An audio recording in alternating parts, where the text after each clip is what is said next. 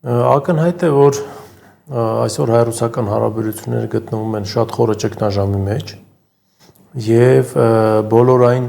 հայտարարությունները, որ արվում էր Հայաստանում ամիսներ առաջ, որ երբեք այսքան լավ չեն եղել, երբեք ոչ մի խնդիր չկա, սա ուղղակի գույներն են խտացնում Հայաստանում եւ ցանկանում են վնասել այդ հարաբերություններին, իրականում չդիմացան որևէ քննադատության։ Այստեղ էական էլ չի ով է մեղավոր, ով չի եւ գցել ընդդիմության։ Բնական է, որ այս ձախողված քաղաքականության մեղավորները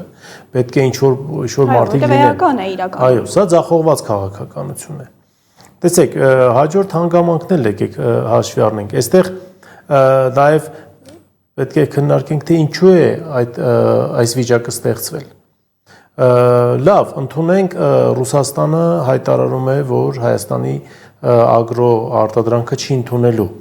Իսկ ինչու այսքան ժամանակ քայլեր չի արվել այլընտրանքային շուկաներ գտնելու համար։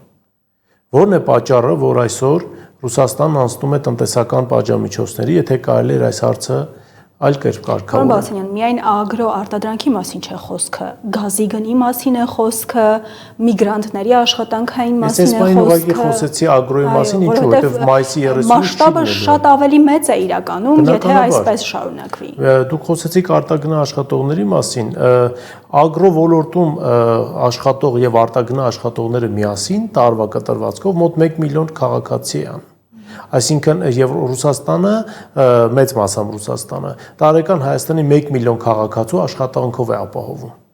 Եթե այդպես ընդհանրապես խոսենք, Եվրոպական միությունից նման բան ակնկալել մենք չենք կարող, բնականաբար չենք կարող, քանզի դա երևի չի էլ մտնում եվրոպացիների պլանների մեջ։ Իրենք էլ իրենց այնտեղ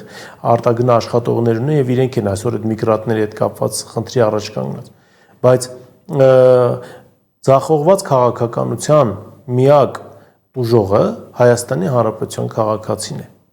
Մեր այն 100 հազարավոր գյուղացիական տնտեսություններն են, որոնք այսօր կանգնել են առանց չափազանցության կրախի առաջ։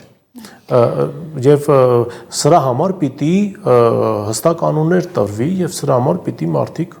երևի թե նաեւ պատասխան տան։ Եթե խնդրի պատճառը տեսնել եւ ընդունել չեն կարողանում կամ առնվազն հրապարակավ ընդունել չեն կարողանում, լուծումը գտնել կարող են բացի պատասխան տալուց։ Գիտեք, լուծումը գտնել միշտ էլ հնարավոր է։ Մնում է հասկանալ, կա նման ցանկություն թե ոչ։ Այսինքն կա ցանկություն հարաբերությունները կարգավորել եւ ինչպես իրենք են ասում, վերաիմաստավորել կամ ռեստարտ անել։ Թե չէ հնարավորություն միշտ էլ կա։